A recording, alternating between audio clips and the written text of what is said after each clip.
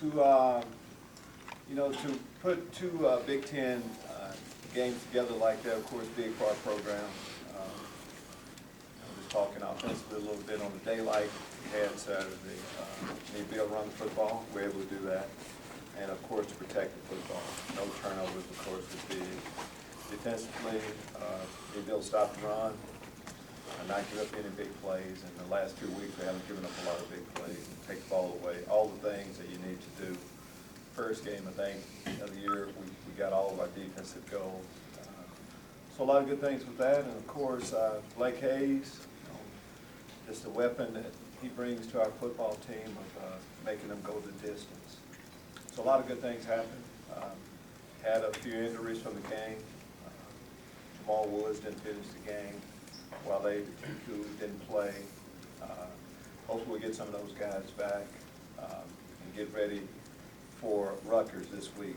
So we celebrated. We, of course, like last week, we moved on. It seemed like that game was a long time ago. This is always a big weekend for us, Dad's Day, here on campus.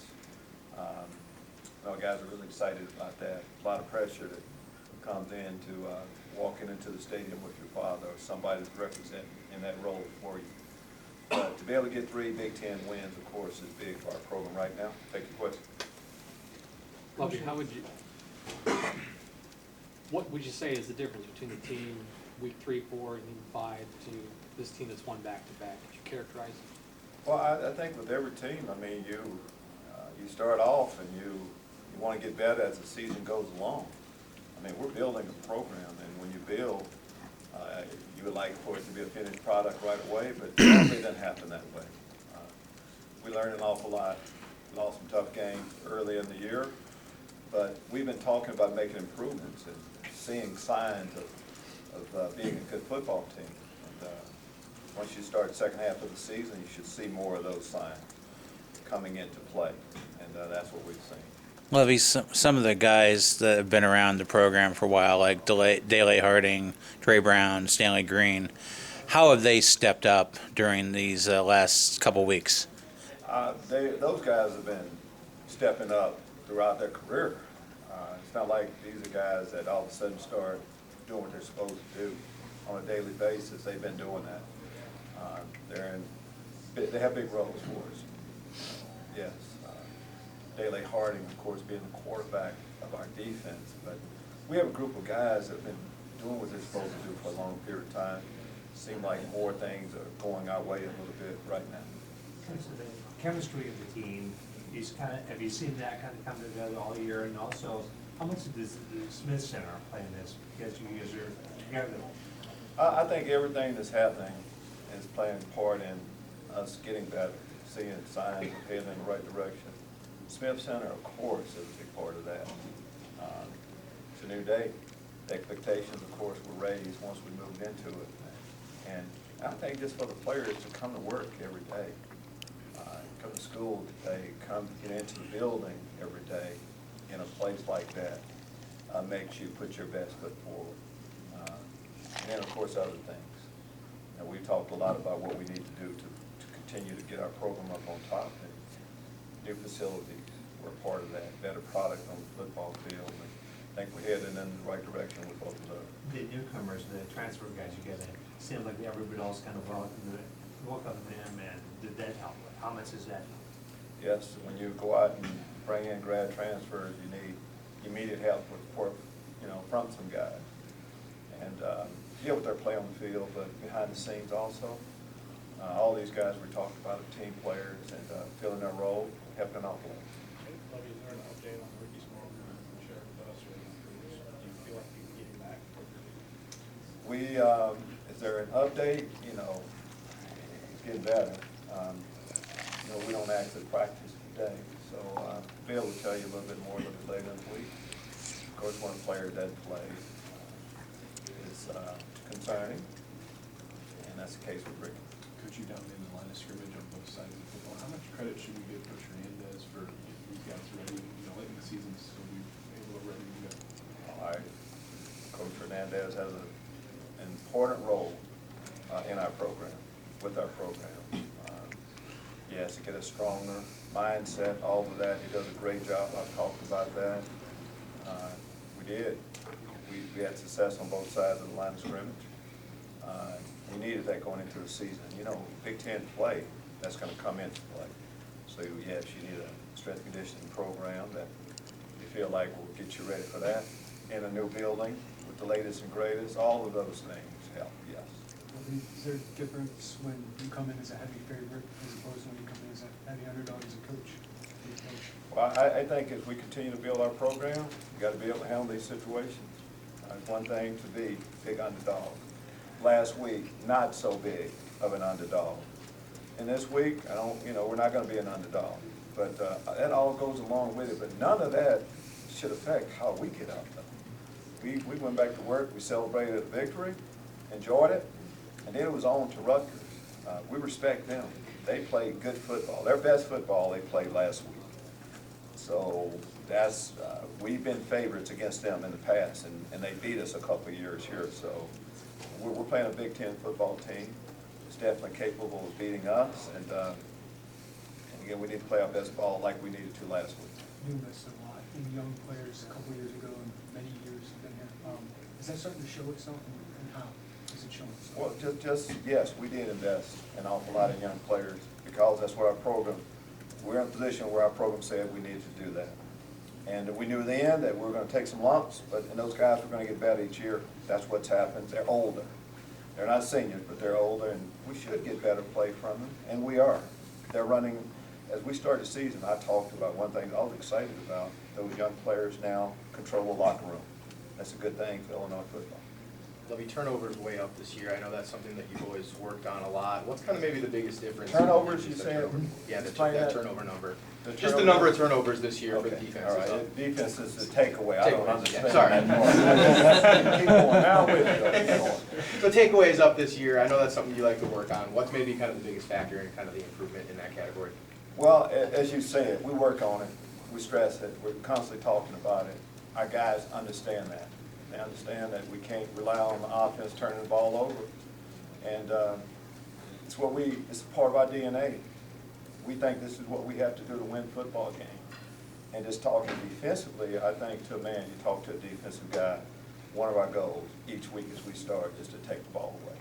And if we take it away, and then if you have that matched up with what we're doing on the offensive side, where we normally have good ball security, that says win. When you looked at film, how encouraged are you with the play of Isaiah Gay and Dylan Carney, two guys that kind of struggled at times throughout their careers? I think it says a lot when you have backup players in a role that get an opportunity to play football around here. We talk about some of the young players that came in together. They were part of that group, and it was their time. Isaiah Gay can rush the pass on the outside. Injuries have knocked him behind. Owen Carney hasn't gotten a lot of time, but we needed both of those guys to step up this past week, and they did. Coach, what do you just attribute the recent defensive improvements and defensive performances?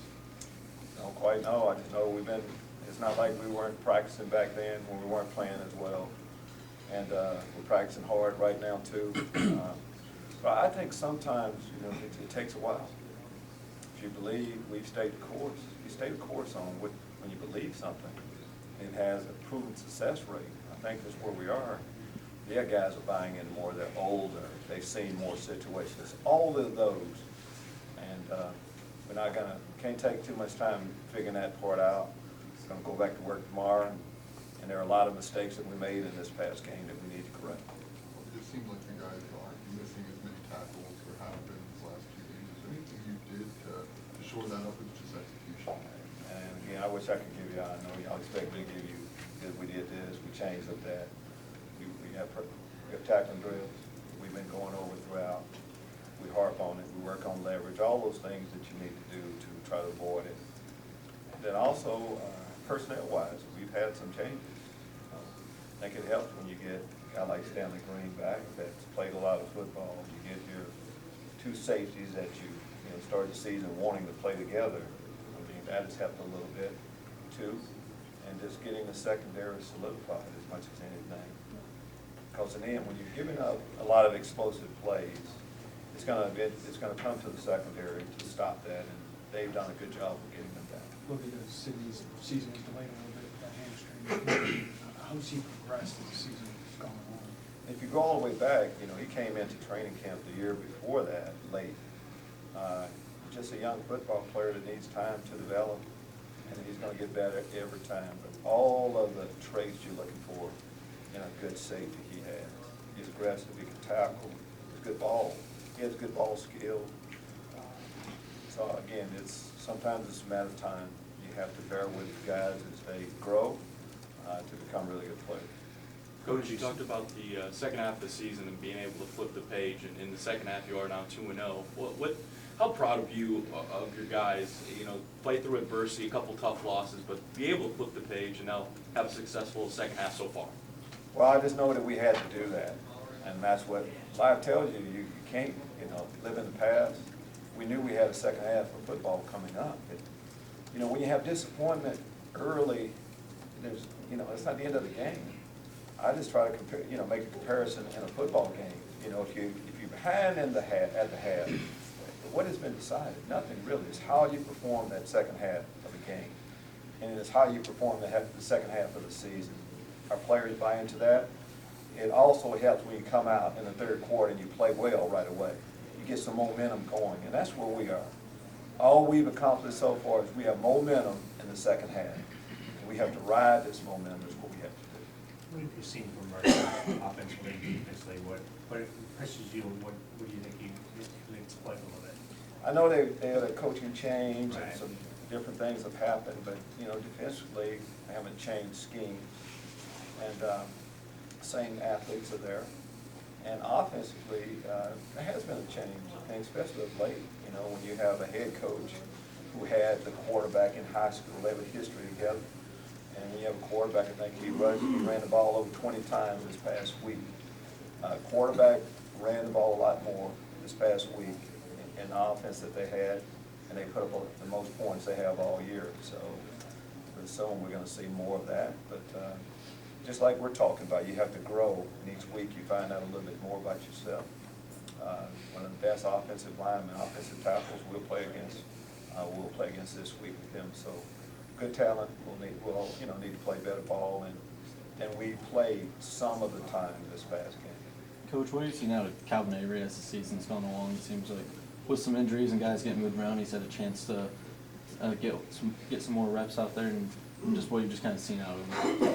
I think as a player, you have to, if you're not getting as many reps early as you would like, if you stay the course, you're going to need everybody through the course of a year, and you have to be ready when your time comes. Calvin's time has come now for him to get more reps, and he played well with the reps he's got.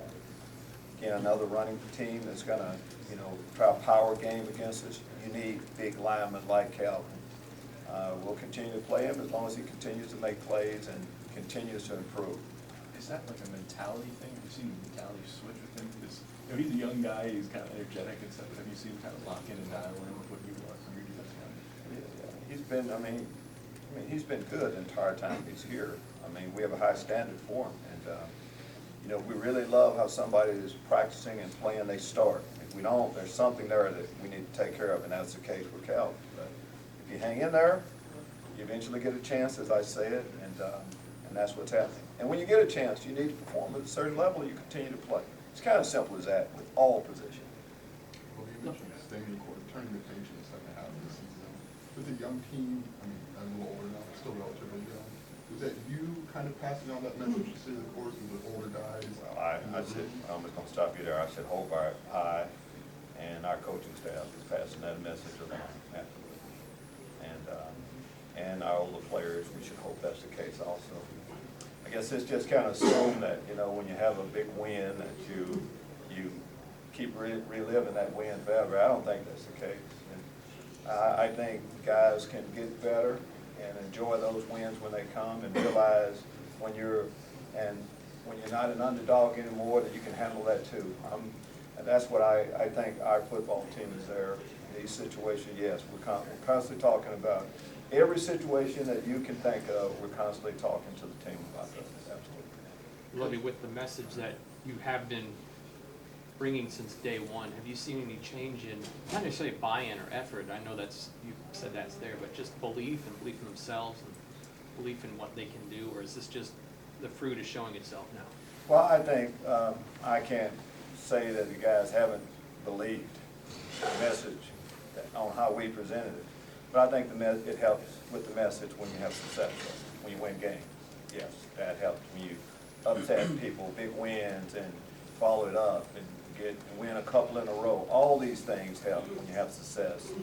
The buy-in with players, with young people, absolutely. Coach, you mentioned a little bit earlier how the secondary started to develop and come together a little bit more. In the last 2 weeks, you've moved Tony Adams to corner. Do you feel like that has something to do with it, and why do you think he's been so successful at that position? I think, you keep working, you look at who you have that week, and what's the best combination to give us the best chance to win. We had everyone healthy. This is a combination, we think, and the guys in this spot. Saying Tony Adams is at one of the corner positions with Nate Hogg, Stanley Green, Sidney Brown at the safety position. This is our best group that we have. Through injuries and just how it played out, we got to this point, and we like it. Tony Adams in particular, he had an big interception, of course, to help us win the week before, and of course it started off that way, but it just wasn't an interception. He played well tackling his overall play.